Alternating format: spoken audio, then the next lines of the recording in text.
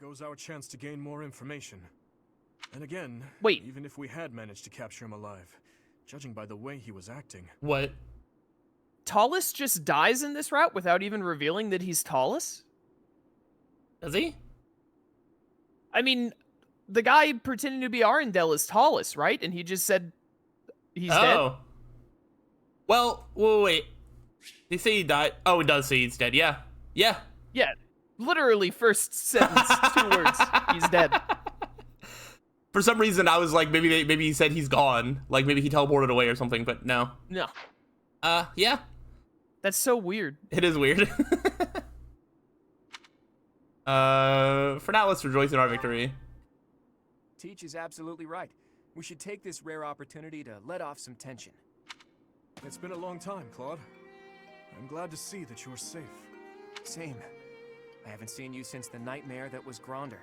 You really did come to help us. You must be a bunch of soft-hearted suckers, huh?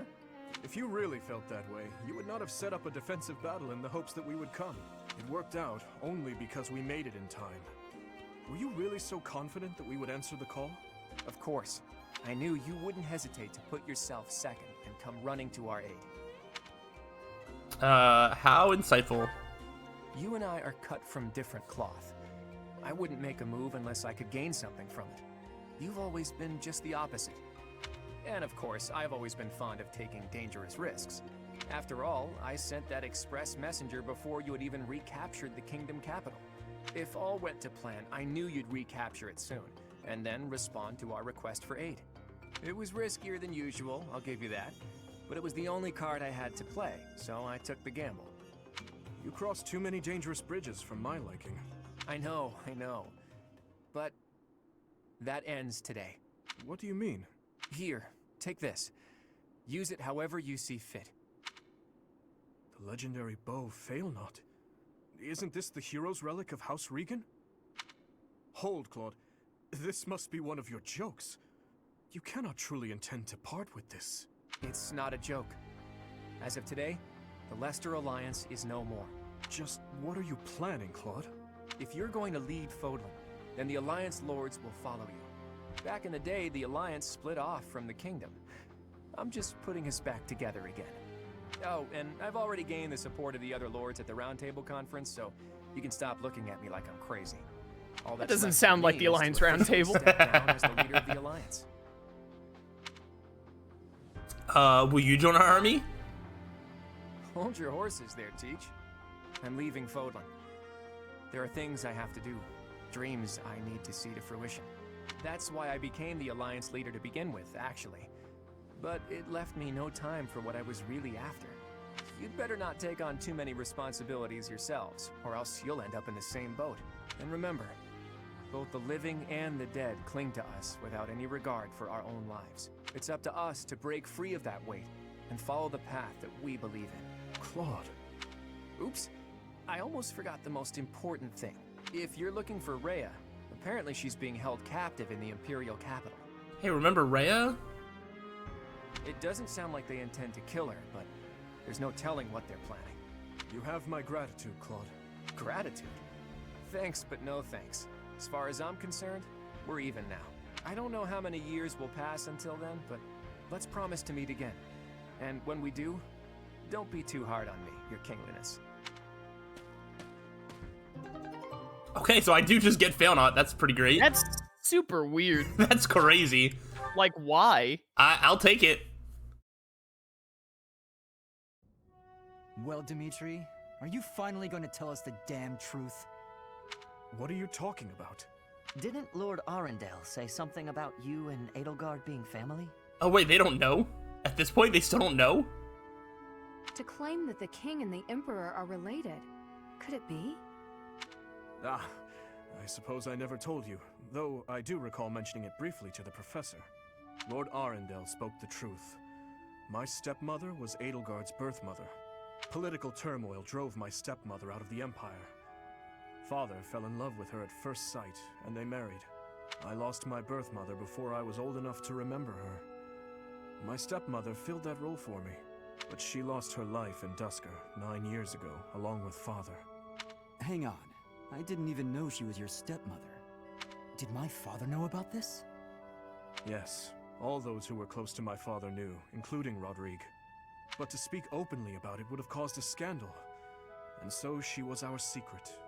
No one in the general public knew about her. Naturally, the fact that Edelgard and I are step-siblings was kept a secret as well. Wait, I'm sorry. Open the I'm log. finally beginning to understand yeah, what you one went second. through 5 years ago. Yeah. Go back up. Uh-huh. I wasn't paying enough attention, but I need to see something I could potentially complain about. Okay. Which one? Keep going. Alright, stop. Go down a little bit. Uh-huh. Lost my birth mother before I was old enough to remember her. My stepmother filled the role. She lost her life in Dusker 9 years ago along with father. Down. Uh-huh. I didn't even know she was your stepmother. Yeah. How? What do you mean, how? So Dimitri had a mom that was married to the king. Yeah. Has to be known by the public that there's a queen and what she looks like. Yeah. Then there's another woman that looks completely different a little bit later. And they don't know that there's a stepmother. Like the public doesn't. How? Did she do any, like, queenly duties? I'm trying to see, like, is there... I believe that, like, the king got married and then the public never saw the queen of their kingdom. It's And then that true. queen dies and is replaced by a new wife, and they still never see her. That's fair, yes. It makes no sense. And you know that, like, they know the second queen, like, existed and whatnot because Felix is like, I just thought that was your mom. Was the queen before Edelgard's mom just, like, never shown at all forever for some reason? And how would they, like, why would the king do that but not do it with the second wife? So maybe everyone here, because it sounds like, you know, he was too young, so maybe everybody in this armor just thought that the queen, like, died before Dimitri was born or something. So, because I feel like that's the only part where, so you're saying because, like, Felix would have thought that the stepmother was, like, the birth mother. So, in that sense, if everyone just thinks that she's the birth mother, then everyone here just doesn't have memories of the previous queen. That doesn't really, I don't know. But I'm assuming that, and then more Edelgard would have been more the secret, not as much Dimitri. It's just like, oh, the fact that there's a separate child is the one that's being kept a secret, not necessarily the second wife, I guess. Kind of how I'm reading it. Either way. I think the main thing is... Sorry. Edelgard is the only family you have left, isn't she? Yeah. Open back up the log. Uh-huh. The fact that Edelgard and I are step-siblings was kept secret. No one in the general public knew about her. Did they think that there was no queen for several years? Until she died? But that doesn't make sense with Felix said, I didn't know she was your stepmother. He knew there was a she. He knew there was a queen. I don't think they thought out this line of dialogue at all. I never would have questioned it. I never would have stopped to think that much about it. Well, I think that says more about you than it does about the writing, to be honest. I mean this in the nicest way possible. Do you really pay that much attention to any of the story in Fire Emblem, Slyroh? I don't pay attention to the story in just about anything. Yeah, exactly. Yeah, All I right, don't know. let's get through this cutscene. Yeah. I'm interested if anybody has a defense in the comments. I'll see if I'm just missing something, but it could just be bad writing. Wouldn't be the first time. To find out someone so precious to you is actually your most hated enemy. How heartbreaking. But wait, you two were born and raised in 2 different territories, right? So you probably never met until you were both at the academy. I mean, don't get me wrong. I think the idea of fighting family is just about the worst thing ever. I could think of worse. Hopefully the fact that she's a stepsister who you never really knew helps with the pain? I don't know. It was just a thought. Also making I'm assumptions. afraid that's not the case. Though it was only for a short time, Edelgard once called Ferdiad home. It was a long time ago, but she was a cherished friend of mine. Wait, I remember now. She was that girl, wasn't she? The one you gave a dagger to. So, Your little girlfriend was Edelgard. Sylvain, if you have any more foolish things to say, please hold them for later. I do have a few more in my sleeve, but they can wait. Go on, Your Highness. This is important for us to hear. She may be a hated enemy now, but the Emperor is your old friend and your stepsister. Can you bring yourself to kill her? I will kill her, if I must. But if there is any chance that the world she seeks to create could be a just one, then I would love to see a future in which I may reach out my hand for her and have her reach back. That said, I have no intention of letting my personal feelings cloud my judgment. Too much is at stake. Your Highness, I think you should meet with the Emperor and at least try to talk to her. If there's any hope of ending this war without more bloodshed, we have to try. Besides, killing your own family, I'm sorry, but it's not right. I think so too. And you are right that we should at least try. I see. So my uncle's defeat is beyond doubt? Yes, Your Majesty. I have confirmed it via countless channels. I advise that we accept this as a drop of joy amid a pool of sorrow. Pretty words, but I'm afraid we can't rest until the joy outweighs the sorrow. And for that to happen, it now seems we must confront them all at once. Dimitri, who took back Ferdiad, Claude, who managed to protect the Alliance, and that professor, who is successfully mobilizing the Knights of Seiros. What will you do, Your Majesty? Pull back our forces. In the west to Aryan Road. In the east to... Fort Mercius, I presume. There is no better place for such a confrontation, after all. Please don't make me go back to Aryan Road. I'm so tired, I don't want to be there again. Indeed. And dispatch the Death Knight to guard it. He can buy us some time. In the meantime, I will... Forgive me, but I must speak bluntly. I do not agree with what you intend to do. Though slight, there is a chance that once done, it cannot be undone. Even I cannot always choose the direction my path leads me. There is no other way. And so, I must walk on.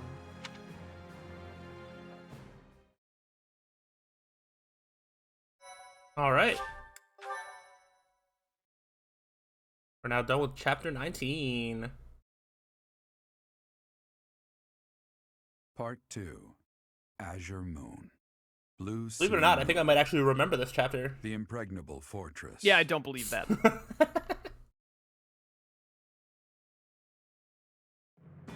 When Claude steps down as its leader, the Leicester Alliance disbands, and its lords swear fealty to the Holy Kingdom of Fargus.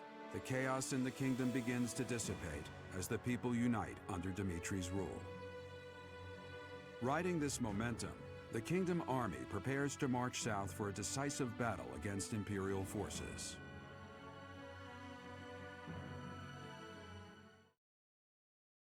Good stuff. Influencer. Gather more people to abyss for you? Oh. Yeah, I haven't really messed with any of that stuff. At least not in this playthrough.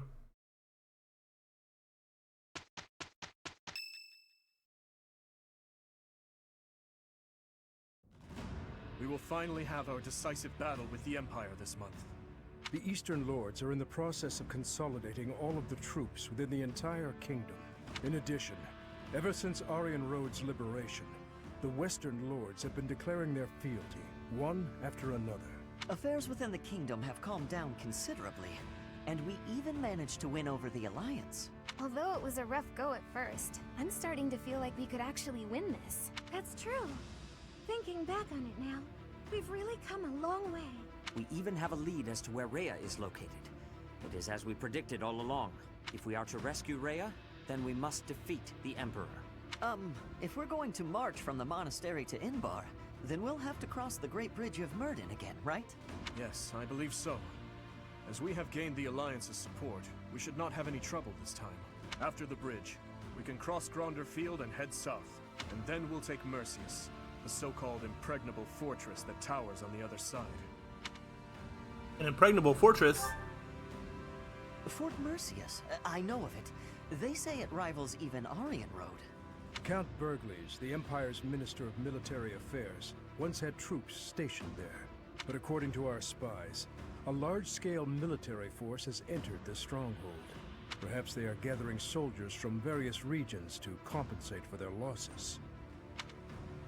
Can we really prevail? It is unlike you to worry so. But I feel we have no choice but to strip that place of its impregnable reputation. Once we take Fort Merceus, Enbar will be within reach. This is the Empire's last chance to stop us from arriving at our goal. In other words, if we take this fort, then our blades will be at the Emperor's throat in no time. If this is the last fort between us and them, then the Emperor will likely do everything she can to strengthen its defenses. I just received a report on that very subject. The one commanding the troops stationed at Fort Merceus is someone we have crossed blades with many times. It is the Death Knight who awaits us there. How am I ever going to beat My the man. Death Knight? I don't have Lysithia. Yeah, you're like doomed. Yeah, I'm pretty sure I just soft locked myself. That's what you get for not recruiting people. Alright. We're just going to be doing some exploring. Basically just going to try to clear out essentially the rest of the supports that I have. Before I do that, let me just store these. And where are you at? I got to do more of my Black Eagles playthrough the other day. Oh, nice, nice. How was we it? talked about you during it. Oh, hopefully all good things. I'll find out eventually. Eventually. Yeah. Let's do... Yeah, I might just go right into the supports now. And then I'll worry about motivation after I do my gardening. Yeah, the gardening is the most important part. It really is. Listen, I'll skip like battles. your soul. I'll skip battles. I'll skip like whole weeks. I'll start resting, but I'm not skipping the garden. That's that. Flip You're into a just coma crazy. for 3 weeks, but I'll wake up to get my gardening done. That's right. That's right. Okay. Who's calling me? Don't you dare talk to me. Anyway, we got supports to watch. We're just gonna watch a bunch, if not basically all of these. So let's start with the worst and then just get better from there. Is it over? Yes, that's all there is. You listened all the way to the end. Oh, Mercedes, thank you. And I didn't cover my ears even once. There's no need to thank me. You're the one who did all the hard work. You should be proud of yourself. Now you can face any challenge on the battlefield without fear. I had always planned on working in the monastery once the war was over, but seeing knights like you makes me consider joining up. You want to join the Knights of Slyroh? Helping those in need with the goddess always at my side? I can't think of a better way to live. I think the Knights of Slyroh wouldn't be quite what you expect. As a knight myself, I slew countless foes. I shudder at the memory of my own deeds. The corpses I made, heaped in a pile, would be like a mountain. I suppose that's why I'm so frightened of ghosts. What if they appear before me, seeking revenge? Perhaps it's a silly thing to worry about, but still. I'm well aware of the nature of a knight's duty, but I no longer have anything to fear. I've been on the battlefield. I've killed my enemies many times. I see. What would your parents think about you planning to become a knight? My mother would respect my wishes, but my adoptive father would need to be persuaded. Before you talk to them, I had better relate some of the darker chapters in the knight's history. It's your turn to listen, Mercedes. Thank you, Eloise. And you should know, I intend to improve my ghost storytelling as well. Pardon? If I want to continue helping you, I'll have to seek out much scarier stories to share. Oh, well, you needn't go to any trouble. Nonsense! It's no trouble at all. Besides, we have to help each other the best we can. I suppose that's true. Thank you. Oh, see, that wasn't even that bad. That's not the direction that I thought it was going, but that was nice. I was literally tabbed out for all of it. It wasn't that bad. Here, I'll reel you back in with Felix. Oh, Felix and Sedith, when did that happen? Okay, well... that whole reeling back in bit. When did they even get their C support? I'm so confused. Did I do this? I don't remember. Why do they have supports? I don't know. Finally noticed me, I see. Good to see that you are so dedicated to your training. Do you have need of my sword? No, this is not a military matter. I would like to discuss the distance you seem to be keeping from the others. Distance? I don't follow. I have noticed that you like to keep others at arm's length, and in most cases, quite a bit further. Keeping a close eye on me. They don't share my values, that's all. Is that why you train alone? Because your friends do not share your values? You seem displeased. I suppose you're going to tell me, to defeat your enemies, you must have dependable allies. That's not exactly how I would phrase it, but having good relationships with your allies is essential in combat. I am sure you realize that it is easier to bond with people when you interact with them more. There are limits to what one person can do alone. Great things cannot be achieved without allies. You sound like my father. You're saying it's in my own interest to make friends? To put it simply, yes. As much as you possibly can. To be honest, I envy you, because I know what it is like to not have many people to call friends. I wouldn't have guessed that. There are so many devout believers. I am talking about friends. People to speak with on equal terms. You have many friends here. You should take care to attend to them. I'll consider your advice, but I'm not usually one to change my mind. To be young. Shut up, old man. All right. Who do you want to hear from? Me, honestly. Let's have a support between you and me right here, right now. Okay, sure. I don't even know how that would start. Hey, Slyroh, I see that you're having trouble finding the door. Yes, it's quite troublesome. Have you considered turning around and opening your eyes? Oh my gosh, I still don't see it. Hold on, let me look 3 more times. Give me like 3 more minutes. Oh gosh. Oh hey, you want to hear more Sedith? Why do people only want to hang out with Sedith? Sedith is cool, hip guy or whatever. He's so hip with the kids. Are you familiar with the story of the King of Liberation and the 10 elites of Fodlan? Of course. They were the heroes who struck down evil with the power of the sacred weapons, protecting our land and people. Their strength was passed down through the ages, manifesting itself in the crest some of us are born with. Yes, the 10 elites certainly possessed great power. But does that make them worthy of worship? I imagine you ask because they later fought amongst themselves, turning on one another, ravaging the land. Precisely. Initially, Nemesis and the 10 elites worked together to bring peace to Fodlan. But soon their ambitions got the best of them, and they clashed, using their sacred weapons on anyone they chose, strong and weak alike. What I mean to say is, possessing strength alone does not make one worthy of respect. Rather, one should be judged by how they choose to use that strength. Yes, I agree. If you follow that logic, then you will see it also applies to those who are born with crests. Now think of how your father wishes to wed you to another family's fortune on the basis of your crest. Yes? What of it? These are purely inherited qualities. Is it not foolish to judge a person's value by some inherited fortune? That is all a crest is, really. That's what I think too. Having a crest or not has no bearing on your worth as a person.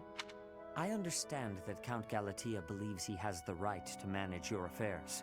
I am certain he has his own share of problems. And I do not wish to meddle or lay blame. But if there is anything I should like to say to his daughter, it is this. How you live your life is up to you. Thank you for your counsel and wisdom, Sedith. I've been thinking a lot lately about what might happen after the war. I will take some time to reflect on what lies ahead. My future. Neat. Alright, hey, we're actually clearing these out pretty quickly. We'll do... Oh, wow, Dimitri Happy A support. This might be a first for me. What the heck? Happy, I must speak with you. I've realized the woman who held you captive was Cornelia herself. Oh, yeah. Good on you for figuring it out. You're a little late, though, considering she's dead. How are you feeling about what she said, by the way? You seemed pretty upset at the time. You Couldn't have been easy to hear all that stuff about your stepmother and the tragedy of Dusker. Whether Cornelia's words prove true or false, any lead is worth following. This might not be related, but I remembered something else about your stepmother. She had a daughter. Her daughter was staying in the kingdom at one point, but Anselma couldn't see her. Nobody knew, but Happy knew. Her daughter. Neither my father nor I knew that the Imperial Princess was in Ferdiad at the time. Oh, that's not what I heard. I heard the king wanted to keep the child away from Anselma, so he hid the fact that their daughter was nearby. She believed that father hid it from her? What could he have gained from such a thing? No clue. Sorry, but I'm the wrong person to ask. As she was seeking asylum from the Empire in the kingdom, Lord Arundel was obligated to hide the Imperial Princess's whereabouts. If her location had gone public, the Empire would have demanded her return. She would undoubtedly have become a political pawn in the kingdom as well. The decision to hide her was not my father's. I did not realize until much later that the girl I'd met under such strange circumstances was my stepsister. So then, why did Anselma think it was all your father's doing? I can only speculate, but it seems there was a misunderstanding between Well, her and my father. well. Once again, the majority of problems in a fantasy setting universe comes from two people who are literally married being incapable of having a conversation together. Tale as old as time. Although she was the queen consort, in truth, my father and stepmother were not even allowed the dignity of being alone together. I don't believe the that. one who persistently inserted herself between them was their intermediary. Your captor. Like, you know, this is a case of where, like, this is where someone is gonna argue, like, oh, see, it makes sense because they never had time to, like, be alone in a room together. Yeah. At which point I'm like, the problem isn't, like, the fact of does it make sense or not. It's the fact that you've broken my suspension of disbelief that the king of the kingdom was not allowed to have, like, 20 minutes in a room alone with his wife. Yeah, that's like that's yeah. just that's so incredibly It unbelievable that I'm like, no, you don't know how to write a story. It was Cornelia herself. She hid it from Anselma. I believe so. Meanwhile, she may have hidden my stepmother's presence from Lord Arundel as well.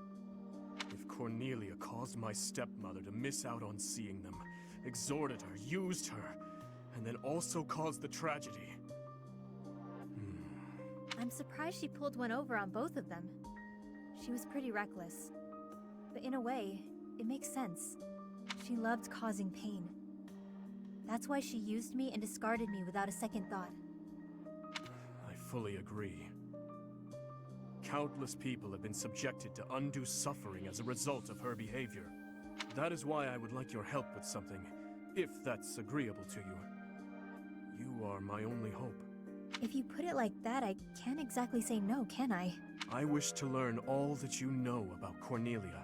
If I follow the traces she left behind, perhaps I can finally learn the truth of the tragedy. And perhaps I'll also be able to find a way to lift the curse she placed upon you. Oh, that would be nice. The people from the church couldn't figure out a solution, so I won't get my hopes up. That is perhaps for the best. That said, I am a stubborn man who is not often inclined to give up. I will not allow history to repeat itself, neither the tragedy, nor your own personal torments. If you're going to be so intense about this, I can't help but get my hopes up. But it's not always easy having me by your side. You always need to be on guard. You have my word. Should 1,000 beasts raise their claws at me, I will happily send them running. Let's hope it doesn't come to that, Dee Dee. Though it might be kind of fun watching you tear those monsters to shreds.